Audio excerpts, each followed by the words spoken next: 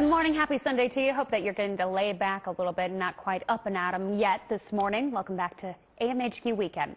Now, forecasters for the government here in the U.S. are calling for what may be the strongest El Nino in over 20 years to develop, and not only that, persist for the foreseeable future. This could have a big impact on the global economy and, more importantly, your wallet. Here to discuss is business weather expert Paul Walsh. Thanks for joining us, Paul. And, you know, it's hard to say, okay, how does El Nino affect the economy? But El Nino is the oldest recorded weather phenomenon, and it has impacted our globe for centuries and having to do with crop yields and all kinds of stuff. Can you give us a primer?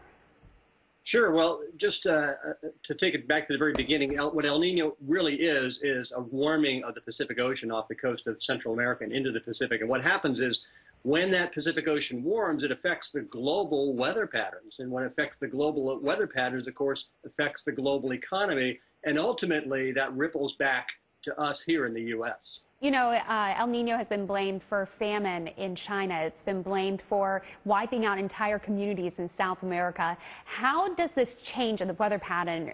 You know, what are we expecting in modern times for this to do for our economy?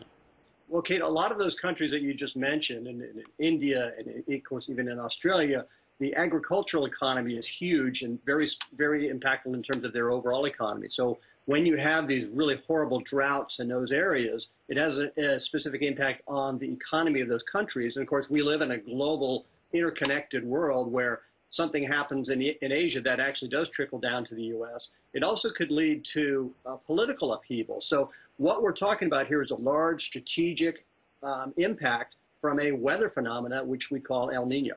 Yeah, you know, Paul Walsh, did you know that El Nino could be blamed for the French Revolution?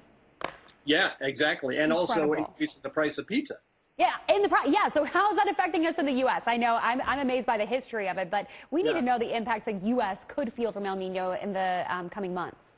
Well, Kate, what I'm most concerned about here in the U.S. is actually, ironically, flooding in California. Of course, we saw this last week in Texas, how quickly Mother Nature can come back and sort of replenish those drought-impacted areas. And typically what happens when you have a really strong El Nino in the winter and in the spring in California, they have a lot of rain. And when you have a lot of rain on top of the drought and the dried hills that we see out there, you're going to see a lot of impact, which could impact, obviously, the people in California and also the insurance industry and have economic impacts, of course, across the U.S. So that's something to really pay attention to.